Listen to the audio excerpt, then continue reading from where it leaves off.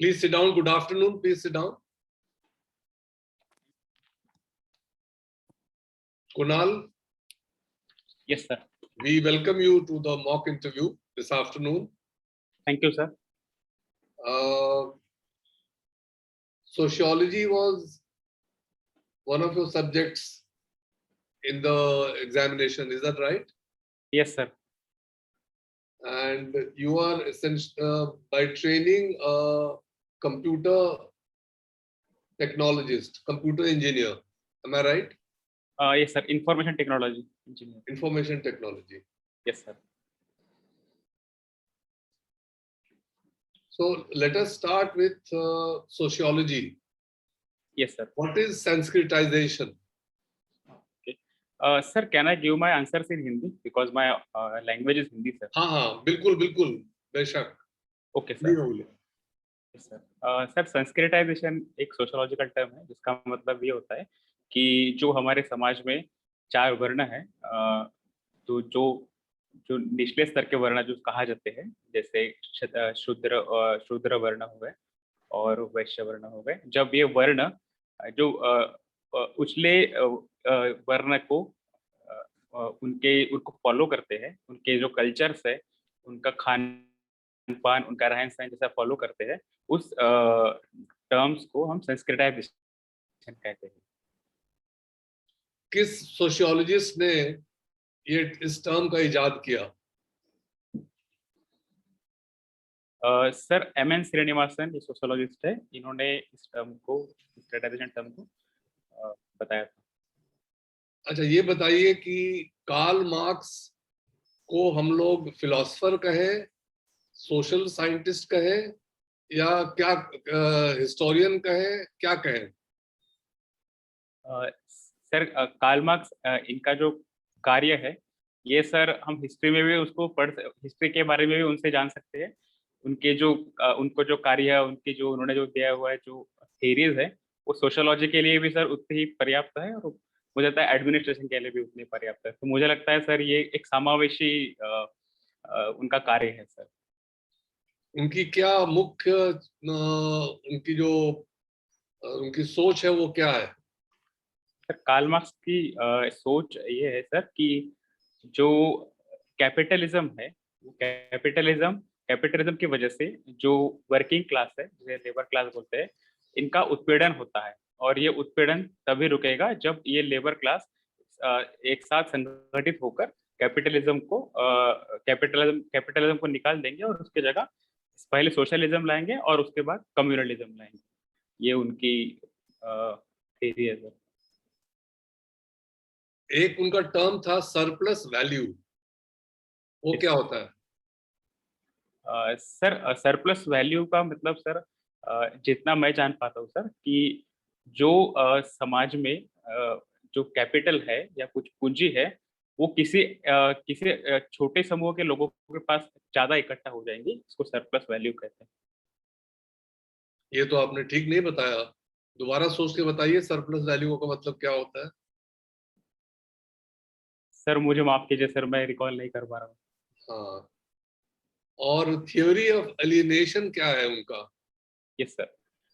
Sir, theory of alienation Karl Marx ने जो theory दी है, उसका मतलब ये होता है कि जब कोई भी वर्कर फैक्ट्री में काम करते हैं, तो जब वो फैक्ट्री में काम करते वक्त उनको उनके काम के प्रति उनका वहाँ पे स्वतंत्र नहीं रहता सर. वो काम इसीलिए करते हैं क्योंकि उनको उनके मालिक ने काम करने को कहा है.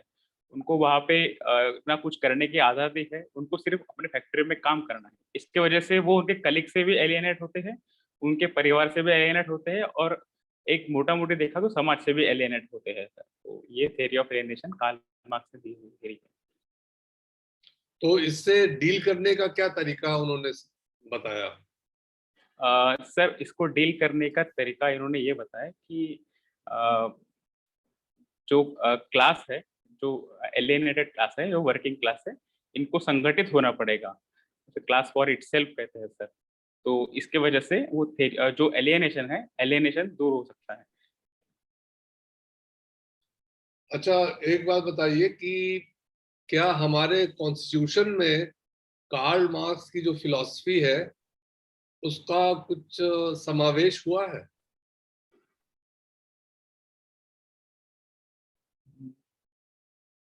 अ, क्या हमारे कॉन्स्टिट्यूशन में कार्ल मार्क्स की जो धारणाएं हैं वो प्रतिबिंबित हैं? सर मैं सोचता हूँ सर, मुझे थोड़ा वक्त दीजिए। अ,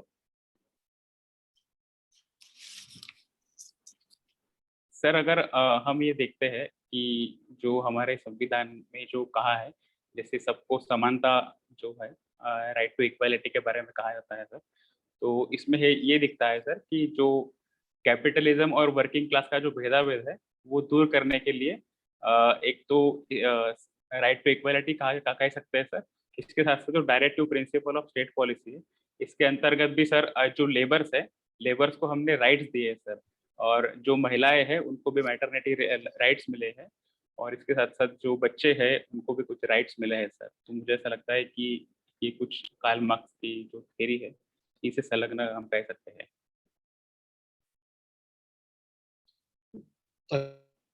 अच्छा, ये बताइए सोशलिज्म में और कम्युनिज्म में क्या फर्क है? जी सर। सर सोशलिज्म का मतलब ये होता है कि जो भी यानी जो भी चीज मैन्युफैक्चरिंग होगी या जो भी कैपिटल रहेगा, उस कैपिटल में पूरा का पूरा जो अधिकार है या जो उसके रेगुलेशंस है, वो कुछ चुनिंदा लोग ही कर पाएंगे, जिसको जैसे मान लो सरकार ही कर पाएंगे, तो इसको सोशलिज्म कहते हैं। और कम्युनिज्म में ये कहा गया है कि जितने भी समाज के लोग हैं, उन समाज के लोगों को उसके ऊपर उतना ही हक है, और जो उनको रेगुलेट करना है वो सारे समाज के लोग ही करेंगे। तो ये सर दोनों का अंतर मुझे लगता है। अच्छा, ये आपने एक अपनी हॉबी बताई है, काइट फ्लाइंग, जी सर। और अंग्रेजी में एक टर्म है फ्लाई बाय नाइट। आपने ये सुना है, फ्लाई बाय नाइट ऑपरेटर्स? जी नहीं सर। नहीं नहीं नहीं। सुना है? नहीं सर। अच्छा, अंग्रेजी में काइट फ्लाइंग का मतलब कुछ और हो सकता है, आपको मालूम है? अ, मैं अगर किसी के बारे में कहूं कि he came and indulge in kite flying, उसका मतलब क्या होगा? अ, सर मैं गेस कर सकता हूँ सर। हाँ, कीजिए। सर इसका मतलब झूठ बोलना होगा सर, या हाँ, झूठ झूठ बोला, बोलना, या अनुमान लगाना होगा सर। हाँ, या डिंग मारना, या फेंकना, इस टाइप की यस। चीजें, उसको काइट यस सर। फ्लाइंग कहते हैं। तो आप, काइट फ्लाइंग आपकी हॉबी है, जी तो सर। क्या आप ये सब करते हैं? अ, नहीं सर, मैं तो सर पतंग उड़ाता हूँ सर। पतंग उड़ाते हैं? राय साहब? जी, थैंक यू। कुणाल, ये बताएं कि आपने आपने परीक्षा अपनी हिंदी में लिखा है ना? नहीं सर, मैंने मेंस मेरा इंग्लिश में लिखा है, लेकिन इंटरव्यू की लैंग्वेज हिंदी। अच्छा, ओके, ठीक है। लेकिन ये बताएं कि आपको लगता है कि हिंदी में इतनी क्षमता है कि वह विश्व की एक संपर्क भाषा बन सकती है? अ, जी सर।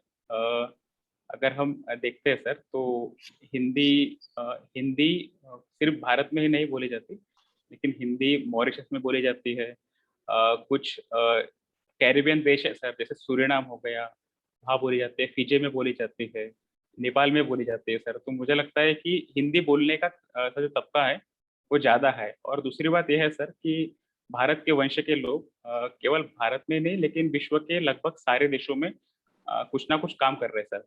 तो वो भी जाहिर सी बात है, वो भी हिंदी भाषा अच्छे से बोल लेते हैं। तो मुझे ऐसा लगता है कि हिंदी भाषा का एक विस्तार काफी है सर। लेकिन क्या कारण है कि भारतीय भाषाओं तथा हिंदी हिंदी में विज्ञान की पढ़ाई, मेडिकल इंजीनियरिंग कॉलेज अभी तक शुरू नहीं हो पाई है? अ, जी सर। सर अ, भारत भारत में विज्ञान की पढ़ाई ये लगभग केवल इंग्लिश में ही रहती है। जैसे इंजीनियरिंग और मेडिकल की बात भी करेंगे तो वो केवल इंग्लिश लैंग्वेज में ही रहती है सर। सर इसका मुख्य कारण मुझे ये लगता है कि जो तकनीकी रूप से जो हम जैसे हम वेस्टर्न कंट्रीज से जुड़े हुए हैं सर, इसमें जो अधिकतम जो भाषा का प्रयोग होता है वो अंग्रेजी भाषा का होता है। इसके साथ साथ जो सर्विस सेक्टर आज हमारी है, जो हम सर्विस सेक्टर में काम करते हैं, तो हमारे जो क्लाइंट्स हैं सर, जैसे आईटी कंपनीज के, वो सारे क्लाइंट सर यूनाइटेड स्टेट्स और यूरोप जैसे देश है जहाँ पे इंग्लिश भाषा का ज़्यादा प्रभुत्व है सर। मुझे ये लगता है सर, और इसके साथ-साथ ब्रिटिशों ने हमारे ऊपर 150 साल राज किया सर, तो वहाँ से भी एक इंग्लिश भाषा का जो विकास हुआ है हमारे पढ़ाई-लिखाई में, वो भी हम देख सकते हैं। क्या हिंदी में सरकारी कामकाज करने वाले राज्यों में, जैसे बिहार है, यूपी, राजस्थान, मध्य प्रदेश, अ, इनमें प्रशासनिक कार्य निष्पादन का स्तर अन्य राज्यों की तुलना में बेहतर है? अ, सर जो उत्तर भारतीय राज्य है सर, ऐसा तो नहीं कह सकते, दोनों राज्यों में सर कंपेयर तो हम नहीं कर सकते सर, लेकिन अगर हम देखेंगे जो नॉन हिंदी बेल्ट के जो राज्य है, वहाँ का अगर विकास देखेंगे, वहाँ की जो वहाँ पे जो प्रशासन की जो कार्य गवर्नेंस के कामकाज देखेंगे, तो मुझे लगता है वो थोड़ा बेहतर लगता है उत्तर भारतीय राज्यों से। लेकिन है, देश के अहिंदी भाषी राज्यों में हिंदी विरोध का स्तर काफी जोरदार ढंग से अक्सर उठाया जाता रहता है। इसका क्या कारण है? अ, सर क्या आप सर मैं फिर से आपका सवाल सुन सकता हूँ सर? मैं फिर से मैं बताता हूँ। देश के अहिंदी भाषी राज्यों में हिंदी विरोध का स्तर काफी जोरदार ढंग से अक्सर उठाया जाता रहा है। इसके क्या कारण है? Yes sir. सर अगर हम देखते हैं जो दक्षिण भारत है, जैसे तमिलनाडु, कर्नाटक राज्य, यहाँ की जो भाषा है ये हिंदी भाषा से काफ़ी परे है सर। यहाँ पे तमिल, कन्नड़ भाषा बोली जाती है। लेकिन 1960 के दशक में हिंदी भाषाओं का वहाँ पे भी विस्तार होना शुरू हो गया था। तो उस वक़्त वहाँ के लोगों को ऐसा लगा था कि अगर हिंदी भाषा उन राज्यों में भी आएगी तो उनकी संस्कृति पे कुछ ना कुछ प्रभाव पड़ेगा। तो संस्कृति का डर भी वहाँ के लोगों में था सर। और अगर हम दूसरी बात देखते हैं सर, तो कुछ राजनीतिक पक्ष है, पार्टियां हैं, उन्होंने भी सर इसमें राजनीतिकीकरण किया है। जैसे महाराष्ट्र में महाराष्ट्र नवनिर्माण सेना जो पॉलिटिकल पार्टी है, वो उनका सर एजेंडा ही केवल मराठी भाषा के ऊपर है। लेकिन इसका मतलब ये नहीं कि सारे ही लोग उसको हिंदी भाषा को विरोध कर रहे हैं सर। तो मुझे सर ऐसे कुछ ये पॉइंट्स लगते हैं जो हिंदी भाषा को विरोध के लिए हैं। अ, महाराष्ट्र को 5 ज्योग्राफिक रीजन्स में बांटकर बतलाएं कौन कौन से हैं ये? जी सर।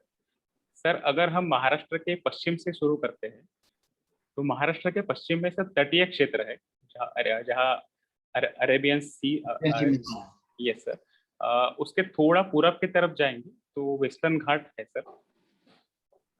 वेस्टर्न घाट है। अगर हम महाराष्ट्र के मध्य महाराष्ट्र में जाएंगे सर, तो वो डेक्कन का प्लेटू है सर। वहाँ प्लेटू, डेक्कन का प्लेटू दिखेगा आपने को। और अगर आप मराठवाड़ा रीजन में जाएंगे सर, तो वहाँ पे वहाँ की भौगोलिक परिस्थिति और वहाँ के वातावरण की वजह से थोड़ा वहाँ पे सूखा प्रदेश है सर वो। और जो विदर्भ का जो पूर्वी इलाका है सर, अगर वहाँ भौगोलिक देखेंगे तो वहाँ पे जो है वो नदियाँ काफी होने के कारण और जंगल होने के कारण मुझे लगता है सर वो फॉरेस्ट लैंड है सर। इन भागों में अच्छा, आपने अपना जो फॉर्म भरा है सिविल सर्विसेज के लिए, 2012 से 2019 तक आपने क्या वो भरा आपने और अपियर नहीं हुए, या क्या था वो? सर ऐसी बात नहीं है, मैं 2012 से प्रयास कर रहा हूँ। मैंने 2012 से 2019 तक, और अगर ये अटेम्प्ट गिने तो मैंने सर 5 बार मेंस लिखी है, और ये मेरा सर तीसरा इंटरव्यू है। लेकिन हर बार आप अपियर हुए हैं? जी सर। कुकिंग व्यंजन में आपका जो रुचि है, उसमें 3-4 किस्म के वो बतलाएं जो आप बनाते हैं। अ, जी सर। सर मैं अधिकतर जो खाना है वो मैं महाराष्ट्रियन खाना बनाने का प्रयास करता हूँ। जैसे मैं जिस भाग से आता हूँ सर, वहाँ पे आलू बैंगन की सब्जी सर काफ़ी प्रसिद्ध है सर। वहाँ पे मेहमानों को भी वो परोसी जाती है, मैं वो बनाता हूँ। सर अगर नॉनवेज फूड की बात की जाए तो मैं चिकन बनाता हूँ सर, जो चिकन है। और सर मैंने कुछ चिकन का क्या बनाते हैं आप? Yes sir. चिकन का क्या बनाते हैं? सर चिकन करी बनाता हूँ करी सर, जो पराठी स्टाइल जो है यहाँ की, उस स्टाइल से चिकन करी बनाता हूँ। और सर कुछ मैंने यूट्यूब से वीडियो सीखे सर, वहाँ से मैंने भिंडी भिंडी मसाला बनाना सीखा सर। और मैंने कुछ यूट्यूब के वीडियो से सर एक छोले भटूरे और चिकन का दोनों का सर कॉम्बिनेशन करके छोले चिकन की एक व्यंजन भी सीखा सर। और मैं चेन्नई में रहता हूँ सर, तो मैंने एक बार डोसा भी बनाया था। Okay, okay.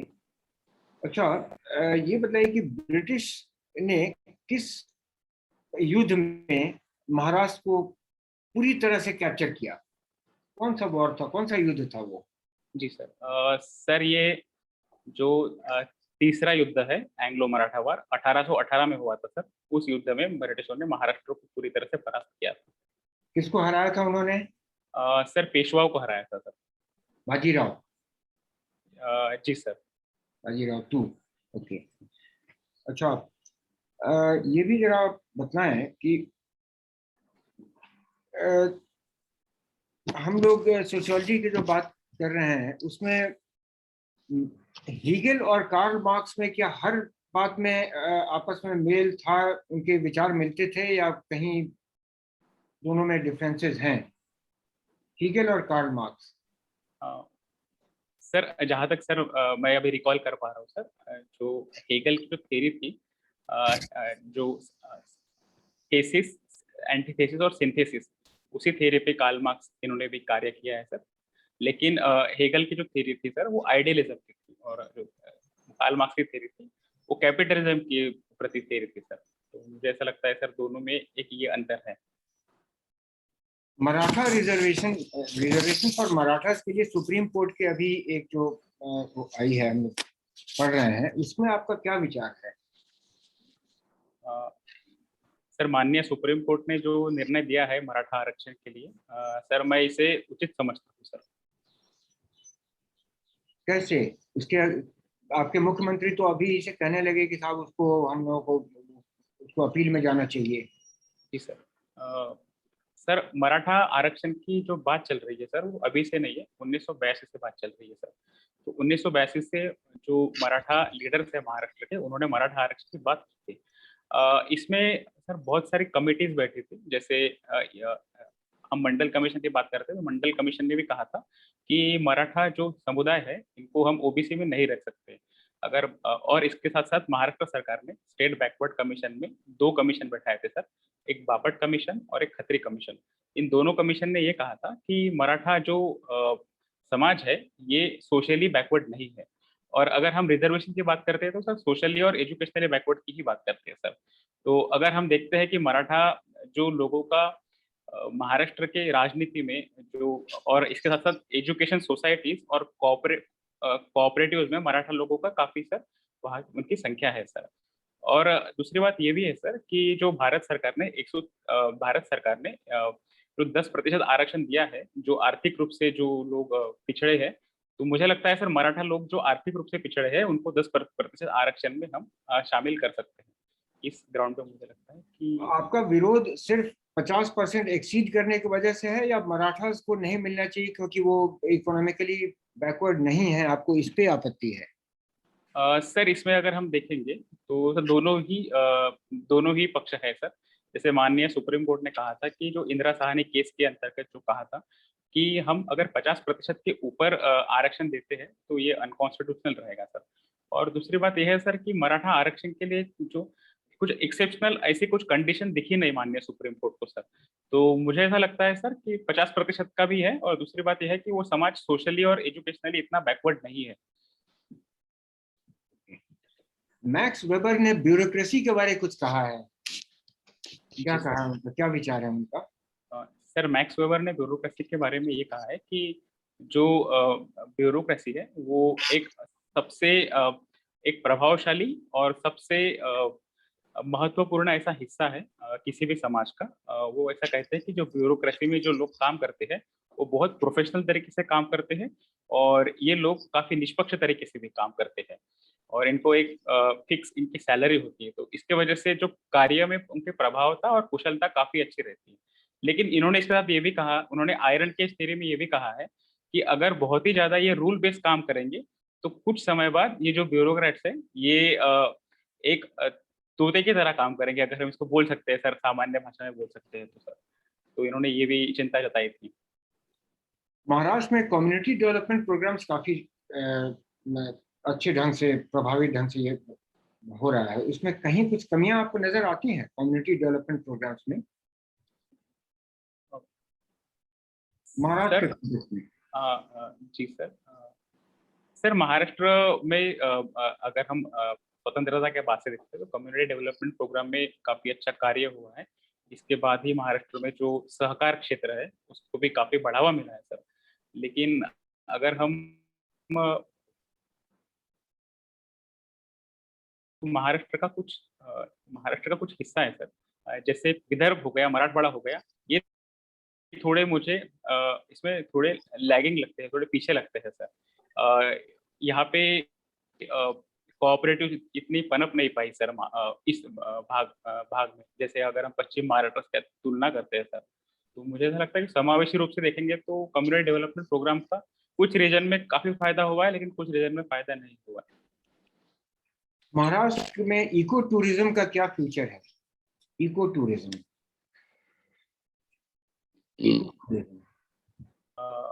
Yes sir. क्या फ्यूचर है? सर कहाँ? महाराष्ट्र,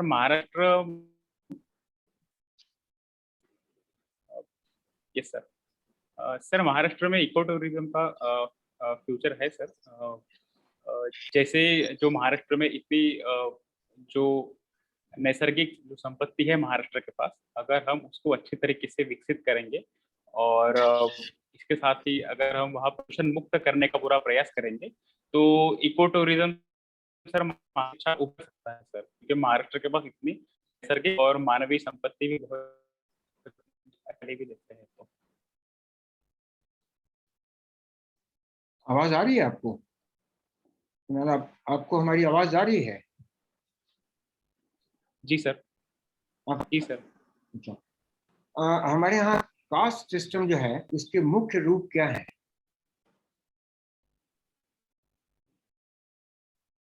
जी सर। सर जो हमारे समाज में कास्ट सिस्टम है सर, उसका एक मुख्य रूप ये है कि वो कास्ट किस प्रकार का काम करती है सर। उसके काम के अनुसार ही उस कास्ट का वर्गीकरण हुआ है हमारे समाज में। जैसे जैसे महाराष्ट्र देखें तो क्षत्रिय बोलते हैं सर, क्योंकि उन इतिहास में देखते हैं तो उस मराठा जाति में जो युद्ध होते थे उसमें वो शिरकत करते थे, उसमें वो पार्टिसिपेट करते थे। लेकिन कुछ छोटे जात है सर, तो वो जैसे एक महाराष्ट्र में शिंपी नाम की जात है सर, उनका काम केवल कपड़े सिलना था सर। तो ऐसे उनके काम के अनुसार ही जाति का वर्गीकरण हुआ है हमारे समाज में। तो ये कहा जाता है कि वो जो कास्ट सिस्टम है वो बांध कर रखा है समाज को, ये सही है या बांध को तोड़ने का काम किया है उसने?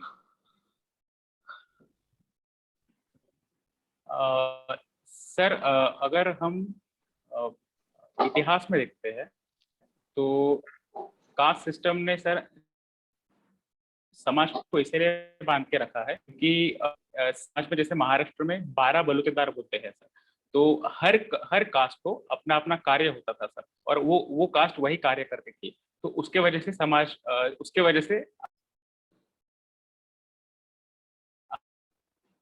ने बांध के रखा है सर। लेकिन अगर दूसरी बात देखेंगे, जो जाति के आधार पे जो भेदभाव होते हैं, जो डिस्क्रिमिनेशन होता था, जो अनिश्चित जो जात है तथाकथित हमारे समाज में, उसकी वजह से अगर हम देखते हैं तो इस कास्ट सिस्टम ने हमारे समाज को तोड़कर भी रखा है सर। तो दोनों पक्ष से मुझे लगता है कि बांध के रखा है एक साइड से और तोड़ के रखा है।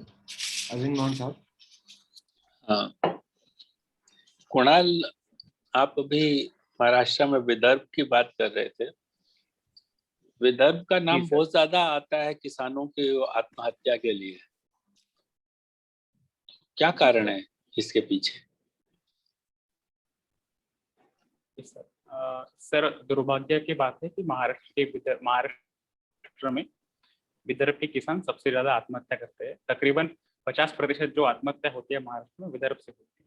सर इसके कुछ कारण है सर। सर सबसे पहली बात तो विदर्भ के जो लोग हैं उसमें के 75% जो आबादी है वो किसानों के, वो कृषि के आधार पर निर्भर है।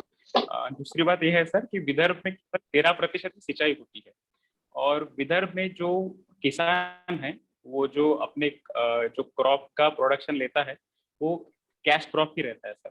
और कैश क्रॉप में उनका जो उनकी जो एक्सपेक्टेशन रहती है वो एक्सपेक्टेशन के अनुसार अगर उनको वहाँ पे रिटर्न नहीं मिलते तो एक प्रकार का उनके ऊपर कर्जे का बोझा बढ़ता है सर, क्योंकि कैश क्रॉप के लिए बहुत ज्यादा इन्वेस्टमेंट लगती है। और विदर्भ में जो बैंकों का नेटवर्क है सर वो इतना अच्छा अभी तक नहीं बन पा जो अगर महाराष्ट्र के दूसरे भागों से देते हैं। तो इसके वजह से जो किसान है वो साहूकारों से कर्जा लेते हैं, और उन कर्जों के जो रेट रहते हैं सर वो काफी ज्यादा रहते हैं, तो उसके वजह से वो कर्जा नहीं चुका पाते। एक कारण सर ये भी है। दूसरा कारण सर अगर हम देखते हैं विदर्भ में जो पेस्टिसाइड और फर्टिलाइजर का इस्तेमाल होता है कृषि में वो बहुत ज्यादा परसेंटेज में होता है। तो सर हमें ये भी कुछ घटनाएं दिखी है पिछले साल यवतमाल में कि वहाँ पे जो किसान है वो पेस्टिसाइड के वजह से भी उनकी वहाँ मौत हुई है सर। तो मुझे ऐसा लगता है सर ये कुछ कारण है जिसकी वजह से विदर्भ के किसान आत्महत्या ज्यादा करते हैं। कोई सोशल कारण भी है? जी सर सोशल कारण हम देखते हैं तो जैसे महाराष्ट्र में जो डाउरी की प्रथा है वो आज भी है सर। जब शादी होती है तो जो लड़की के पिता रहते हैं उनको काफी ज्यादा डाउरी देनी पड़ती है लड़कों वालों को, उसमें भी वो कर्जा लेते हैं सर। एक ये है। और दूसरा कारण ये है सर अगर जब कर्जा बढ़ता है किसी के ऊपर तो समाज में उन लोगों को एक अलग भावना से देखा जाता है, हम तो स्टिग्मेटाइज होते हैं, तो उसके वजह से भी सर एक डिप्रेशन आता है, फ्रस्ट्रेशन आता है, तो उसके वजह से भी वो किसान आत्महत्या करते हैं। आपने बीई करा है इंफॉर्मेशन टेक्नोलॉजी में, तो अगर मैं किसी इंफॉर्मेशन सिस्टम की बात करूं तो अच्छे इंफॉर्मेशन सिस्टम की क्या विशेषताएं होती हैं?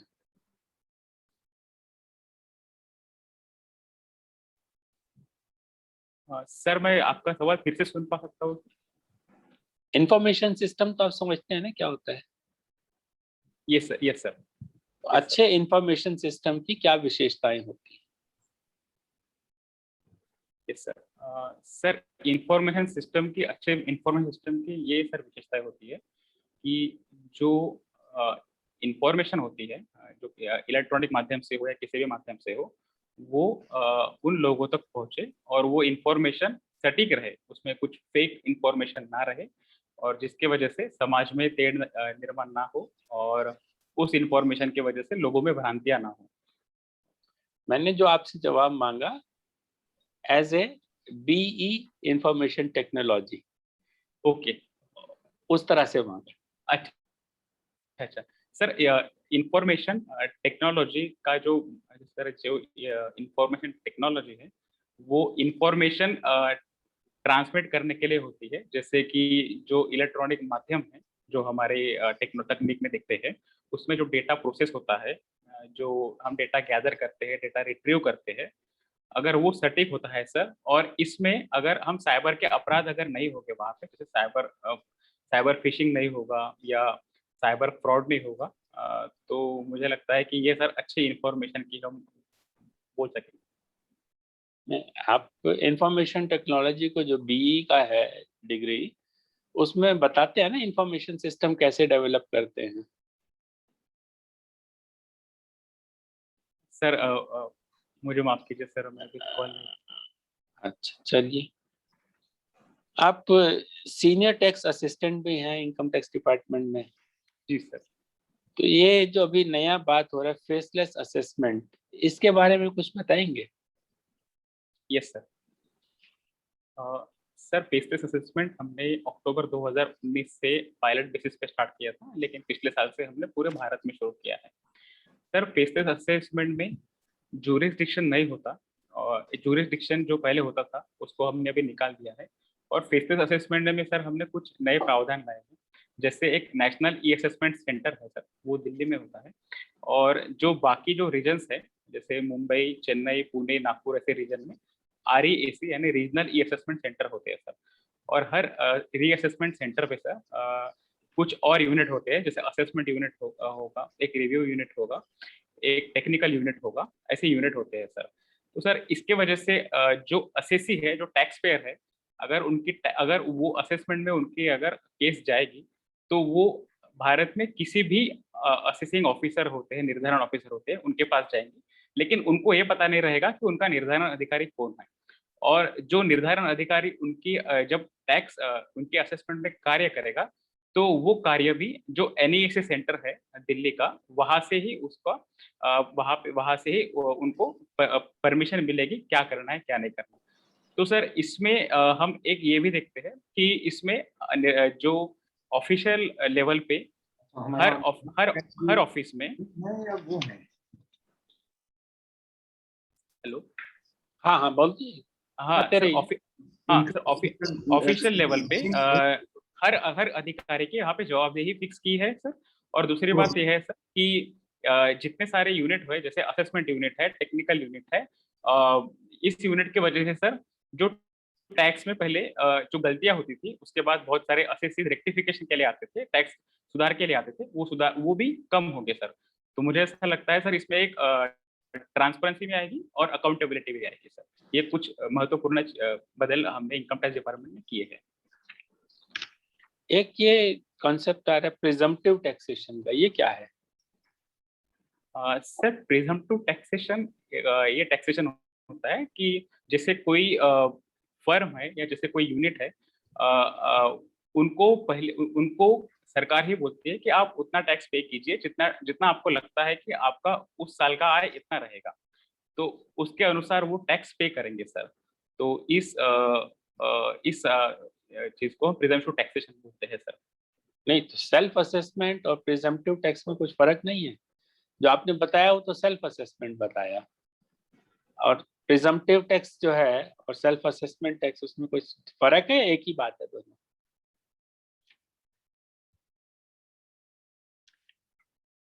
सर मुझे माफ कीजिए सर, मैं रिकॉल नहीं कर पा रहा। अच्छा, ये टैक्स टू GDP रेशो क्या होता है? Yes sir.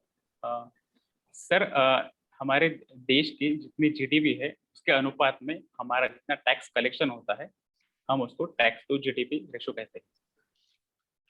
तो हमारे देश में क्या है इस समय रेशो?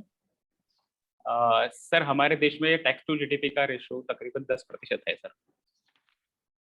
तो ये ठीक है या इससे ज्यादा होना चाहिए? और देशों में क्या है? सर अगर हम OECD के जैसे देशों की बात करते हैं, तो उन देशों में 34% है सर। लेकिन भारत का अनुमान में बहुत कम टैक्स टू GDP रेशो। अगर हमें कुछ सोशल वेलफेयर स्कीम अच्छे से चलानी होगी, तो हमारा टैक्स टू GDP रेशो बढ़ना ही चाहिए सर। अगर सोशल स्कीम्स को अच्छा चलाने से हो जाएगा टैक्स टू GDP रेशो अच्छा? नहीं सर, मेरा कहने का मतलब ये है सर कि अगर हमें सोशल एक्सपेंडिचर और अच्छे करने होंगे, तो हमें सर पैसे खर्च करने के लिए टैक्स भी ज्यादा मिलेगा, तो सर हम उनके ऊपर और अच्छे तरीके से सोशल एक्सपेंडिचर कर पाएंगे सर। तो नहीं, इसके लिए मगर वो आप उस टैक्स टू GDP रेशो को बढ़ाने के लिए सरकार को क्या करना होगा? ये तो आपने बताया कि उससे हम ये कर पाएंगे, अच्छा हो जाएगा। Yes sir. पर इसको बढ़ाने के लिए सरकार को क्या करना होगा? Yes sir. सर अगर हम देखते हैं कि भारत में जो प्रति व्यक्ति जो आय है, अगर हम एवरेज निकालते हैं, तो वो 1.4 लाख की है सर। और हमारे जो मिनिमम टैक्स पे करने की जो आय है, वो 5 लाख है सर, अगर आज के इनकम टैक्स के रेट हिसाब से देखते हैं। तो सबसे पहली बात तो सर भारत में उन लोगों का आय बढ़ाने के लिए भारत को काम करना होगा सर। जैसे जैसे उन लोगों की आय बढ़ेंगे सर, वैसे ही वो लोग टैक्सेशन सिस्टम में आएंगे सर। इसके साथ अगर सर हम देखते हैं कि बहुत सारे जो कंपनीज है, जो MSME सेक्टर है भारत में, तकरीबन 6 करोड़ एमएसएमई सेक्टर है सर। और उन 6 करोड़ एमएसएमई सेक्टर जो हमारे देश का एक बैकबोन भी है, उसमें केवल 1 करोड़ ही एमएसएमई सेक्टर है जो रिटर्न फाइल करती है सर। तो हमें उनको भी फॉर्मल इकोनॉमी में हमको जोड़ना पड़ेगा। जैसे जैसे फॉर्मल इकोनॉमी में जोड़े जाएंगे वो एमएसएमई सेक्टर भी टैक्स पे करेंगे सर। और मुझे ऐसा लगता है सर, फॉर्मलाइजेशन ऑफ इकोनॉमी जैसे जैसे होगा वैसे वैसे टैक्स का जो स्तर है वो और बढ़ते जाएगा भारत। फॉर्मलाइजेशन ऑफ इकोनॉमी के लिए एक सरकार ने बड़ा कदम लिया था, जीएसटी। Yes sir. तो जीएसटी को इम्प्लीमेंट करने में बहुत दिक्कतें आई। आपके क्या था कि आप क्या सोचते हैं कि ये ठीक हुआ इम्प्लीमेंट, या इसमें कुछ अच्छा किया जा सकता था? Yes sir. सर 2017 में जब जीएसटी आया था सर, तो निश्चित ही सर बहुत सारे तकनीकी समस्या आई थी, बहुत सारी कंपनीज को समस्या आई थी। तो मुझे ऐसा लगता है सर कि अगर ये जीएसटी के जो इम्प्लीमेंटेशन के वक्त थोड़ा से जो जीएसटी के जो प्रावधान है, अगर वो प्रावधान थोड़े से आसान भाषा में रहते और जो टेक्निकल समस्या आती थी जैसे नेटवर्क की समस्या आ गई या उनके सॉफ्टवेयर की समस्या आ गई, अगर वो समस्या को अगर हम उस वक्त हल करते तो मुझे लगता है कि उस वक्त टेक्निकल ग्लिचेस वहाँ पे कम आते हैं। लेकिन जैसे जैसे समय बदलते गया वैसे वैसे वो टेक्निकल समस्याएं वो भी सर हमें कम होती हुई दिख रही है। आज भी जो व्यापारी वर्ग है उनका ये मानना है ये बहुत ही कॉम्प्लिकेटेड टैक्स है, इसके अंदर रिटर्न भरना बहुत मुश्किल है। क्या हम ऐसा नहीं है कि सीएस को बढ़ावा दे रहे हैं कि लोग अपना काम खुद ना कर पाए, अपना रिटर्न खुद नहीं बना सकता कोई भी, ऐसा बना दिया हमने सिस्टम? सर ये बात सर बिल्कुल सही है कि जो जीएसटी रिटर्न होता है सर वो थोड़ा कॉम्प्लिकेटेड ही है सर। और व्यापारी वर्गों को सर सीए उसमें सीए लोगों की मदद लेनी ही पड़ती है सर। तो सर मुझे ऐसा लगता है कि अगर ये हम जो टैक्स फाइलिंग की जो सर जो कॉम्प्लिकेशन है अगर हम कम करेंगे तो सीए की जरूरत नहीं पड़ेगी। जैसे इनकम टैक्स में देखेंगे ITR 1 वगैरह सर काफी आसान है। अगर उसी धरती पे हम जीएसटी के रिटर्न भी लाएंगे तो मुझे लगता है सर सीए का काम इतना नहीं पड़ेगा वहाँ पर। तो क्या कारण है कि ये सिंप्लीफिकेशन हम अभी तक नहीं कर पाए? अब 17 से लेके 21 हो गए, 4 साल बीत गए। सर हमारा सिंप्लीफिकेशन की ओर सर हमारा अभी भी प्रयत्न शुरू है, हम उसी तरफ अभी जा रहे हैं सर। आने वाले समय में सर हम निश्चित ही रूप से इसको और सिंप्लीफाई कर सकेंगे सर। ठीक है, thank you. Thank you sir. फिलहाल एक तो आपने अपना बड़ा फॉर्मल सा ड्रेस और वो रखा, टायर रखा, ये बहुत अच्छी बात है। आपने इस मॉक इंटरव्यू को इतना सीरियसनेस दिया, as if you are appearing before the UPSC board itself. ये आपने अच्छी चीज रही है। दो छोटे छोटे ऑब्जर्वेशन है कुणाल आपके लिए। एक तो जो रिजर्वेशन पे आपसे सवाल एक पूछा गया था मराठा रिजर्वेशन पे, उस पे एक इम्पॉर्टेंट बहुत महत्वपूर्ण बात आप मिस कर गए, या आपने शायद अपने प्रायोरिटी लिस्ट में नीचे रखा था। वो सेंट्रल गवर्नमेंट, जो सुप्रीम कोर्ट ने कहा है कि इस पे अब नोटिफिकेशन सिर्फ या तो प्रेसिडेंशियल नोटिफिकेशन होगा या सेंट्रल गवर्नमेंट का। Yes sir. वो बड़ा इम्पोर्टेंट, बहुत महत्वपूर्ण बात है, क्योंकि उसी पे आपकी सरकार भी कह रही है भारत सरकार को कि आपको एक वो देना चाहिए, उसको रिव्यू करने के लिए। और कोऑपरेटिव फेडरलिज्म के भी कॉन्सेप्ट में थोड़ा सा वो आएगा वो, तो इसलिए एक ये महत्वपूर्ण आपको मेंशन करना चाहिए उसमें। Yes sir. अच्छा, दूसरा, आपने काफी सारे सवाल के अच्छे जवाब दिए। एक सजेशन के तौर पर मैं कहूँ कि उसमें कहीं कहीं डेटाज अगर आप डाल सकते हैं, कहीं कहीं डेटाज, फॉर इंस्टेंस टैक्सेशन वगैरह पे, उस पर अगर कुछ डेटा आप उसमें कहीं कहीं डाल दें, खास करके नीति आयोग वगैरह कोई रिलायबल सोर्सेज के, जैसे नीति आयोग हुआ उसके, तो शायद वो हेल्पफुल होगा, हमें लग रहा है। मोर ऑथेंटिसिटी टू योर आंसर्स। अब जैसे हिंदी के ही प्रश्न जितने थे, सब में कहीं ना कहीं जैसे इंजीनियरिंग, मेडिकल का, या कितने काम काज चल रहे हैं बिहार, यूपी वगैरह में, उसका परसेंटेज दिया हुआ है हिंदी ऑफिशियल लैंग्वेज डायरेक्टिव में। तो वो अगर कहीं आप डाल दें कि साहब इसको करने से देखिए ये लाभ हो रहा है, या यहाँ ये कमियां हैं, तो और ऑथेंटिक लगेगा आपका सवाल का जवाब। Okay sir. ठीक है ना? Thank you, you done very well. आपने अच्छा जवाब दिया, आपने बड़ा बैलेंस आपका अप्रोच था सब प्रश्न को उत्तर में। Thank you sir. जी अरविंद भाई। हाँ कुणाल जी, आपका बहुत अच्छा इंटरव्यू था। आप बड़े संयम से, बड़े आराम से बोलते हैं, ये एक बहुत अच्छी बात है। और इसी तरह से ही रखिएगा अपने को, एक्साइट मत होना इंटरव्यू के अंदर। और कभी ऐसा हो सकता है कि किसी सवाल का आप जवाब ना दे पाएं, हमें हर सवाल का जवाब नहीं मालूम होता है, किसी को भी नहीं मालूम होता है, तो उसमें कोई ऐसी परेशान होने की बात नहीं है उसको। मगर उसके ऊपर गलत जवाब देने की कोशिश ना करें या गैस करने की कोशिश ना करें, सिंपल कह दें कि मुझे मालूम नहीं है, और वो बोर्ड अपना टाइम वेस्ट किए बिना दूसरे सवाल पे चला जाएगा। और हो सकता है वो दूसरे तीसरे सवाल में बहुत अच्छे जवाब दे जाए। तो बस उस चीज को ध्यान रखिए। कुछ मैंने जैसे आपसे सवाल पूछे थे, आपको कॉन्सेप्ट एक दो जगह पे नहीं मालूम थे, तो उनको देख लीजिएगा। जैसे प्रिजम्पटिव टैक्स और सेल्फ असेसमेंट में थोड़ा फर्क है।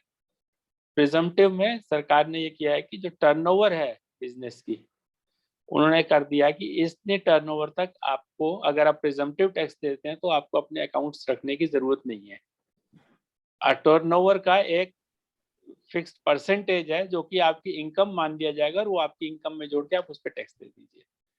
तो कल को आपसे ये कोई नहीं पूछेगा कि आपने इतना टैक्स दिया, आपने इसका हिसाब कहाँ रखा, कैसे इतनी इनकम थी आपकी, उसको कोई नहीं पूछेगा। आपने सिर्फ ये किया कि सरकार ने कर दिया कि आपकी इतनी टर्नओवर थी साल में, उसका इतना परसेंट आपकी इनकम, और उसके ऊपर जो भी टैक्स बनता है वो दे दीजिए। वो प्रिजम्पटिव टैक्स है। वो सरकार ने एक प्रिज्यूम किया कि इतने टर्नओवर में इतना टैक्स बनता है, ठीक है, वो प्रिजम्पटिव टैक्स का कॉन्सेप्ट है। और जो सेल्फ असेसमेंट जो आप बता रहे थे, वो सेल्फ असेसमेंट है, वो तो हमेशा ही होता है ना। सेल्फ असेसमेंट तो हमेशा ही होता है, उसके बाद आप हमारा असेसमेंट पूरा करते हैं, जब हमारा वो आप रिटर्न चेक करते हैं। जब भी हम रिटर्न भरते हैं तो सेल्फ असेसमेंट तो हम दे ही रहे होते हैं। Yes sir. ठीक है, तो वो था। और बाकी सब सही था। और जीएसटी के मामले में थोड़ा और देख लीजिएगा, क्योंकि इसमें थोड़े और सवाल हो सकते हैं आपके। बेसिकली जो मुझे बायोडाटा में समझ आए थे, 4 जगह हैं जिसके ऊपर ज्यादा सवाल होने हैं। एक महाराष्ट्र, एक आपका टैक्स के अंदर क्योंकि आप काम कर रहे हैं, और दूसरा इंफॉर्मेशन टेक्नोलॉजी में थोड़ा बहुत आपसे पूछा जा सकता है अगर, क्योंकि आपका सब्जेक्ट है। और सोशोलॉजी आपको अपना सब्जेक्ट है। तो इन एरियाज में अपनी तैयारी अच्छी रखिएगा। बाकी ये नहीं कह सकते कि कहाँ से सवाल पूछ लिया जाए, मगर इसके अंदर ज्यादा पॉसिबिलिटी रहती है हमेशा। ठीक है, तो इसके ऊपर अपनी तैयारी अच्छी करिए। आपका वैसे अच्छा है नॉलेज, और मेरे को उम्मीद है कि आप अच्छे नंबर से उसमें स्कोर करेंगे और आप उसमें क्वालिफाई करेंगे। Thank you sir. Thank you. Neeraj sir. हाँ कुणाल, आपके इंटरव्यू से हम लोग सब बहुत प्रभावित हैं। आपने बहुत अच्छा जवाब दिए, और एक दो जगह हम लोगों ने आपको उकसाने की भी कोशिश की, लेकिन आप बिल्कुल विचलित नहीं हुए। जैसे मैंने काइट फ्लाइंग का सवाल आपसे जानबूझकर उस ढंग से पूछा ताकि आप थोड़े से उत्तेजित हों, लेकिन आप बिल्कुल उत्तेजित नहीं हुए। तो आप एक अच्छे कैंडिडेट हैं, और हम लोग को पूरी उम्मीद है कि आप बहुत अच्छा करेंगे। और आपका ये 9वां अटेम्प्ट है, इस अटेम्प्ट में आप जरूर सफल होंगे। एक चीज, जब आप अंदर आए तो आपको जो ड्रिल है वो ये है कि हल्का सा नॉक कीजिएगा और फिर पूछिएगा कि क्या मैं अंदर आ सकता हूँ या मे आई कम इन। फिर आपको कोई ना कोई कहेगा हाँ प्लीज कम इन। फिर आके सबको विश कीजिए, जो आपने नहीं किया, आज विश करना भूल गए तो गुड आफ्टरनून सर, या हाथ जोड़कर नमस्कार सर, या जो भी आप करना चाहें वो करके फिर आपसे कोई कहेगा कि प्लीज सिट डाउन। बिना कहे हुए आप मत बैठिएगा। वैसे आपने वेट किया था, मैंने बताया भी, आप बैठ जाइए, वो ठीक किया था आपने। तो ये 2-3 चीजें याद रखिएगा बिल्कुल, कि यस अंदर आने के पहले मे आई कम इन, फिर नजदीक आकर सबको विश कीजिए और वेट कीजिए, इंतजार कीजिए कि कोई बोले कि आप कुर्सी पर बैठ जाइए, तब आप बैठिए। ठीक है, और आपके जवाब बहुत नपे तुले और बहुत ही संयम के साथ आपने जवाब दिए। तो हम लोग आपके परफॉर्मेंस से बहुत प्रभावित हैं और आपको हम लोगों की शुभकामनाएं हैं। Thank you sir. जा सकते, थैंक यू। ठीक है, thank you. Thank you sir. All the best.